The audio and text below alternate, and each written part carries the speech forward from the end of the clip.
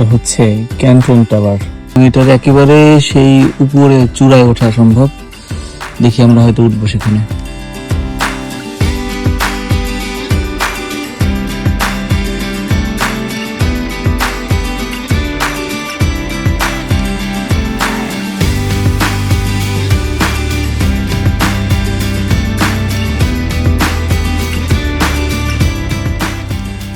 Canton টাওয়ারের চড়ার জন্য ক্যান্টন টাওয়ারের যে কম্পাউন্ডে ঢুকেছি এবং আস্তে আস্তে অগ্রসর হচ্ছি। ক্যান্টন টাওয়ারের একেবারে শেষ চূড়ায় আমরা উঠব।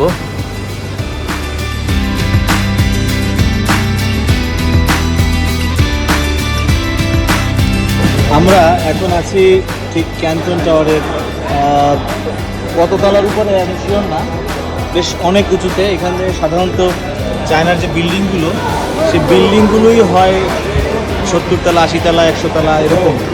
তো সেই বড় বড় বিল্ডিংও এখান থেকে খুব ছোট মনে হচ্ছে। পুরো চায়না শহরকে আমরা অ্যাট এ গ্লেন্স একটা ভিউ পাচ্ছি। সামগ্রিক চায়না শহর দেখতে কেমন বা অনেক উপর থেকে অ্যাট দ্য সেম টাইম আমরা সব দিকে চায়নার শহরের কিন্তু পর্যবেক্ষণ করতে পারছি।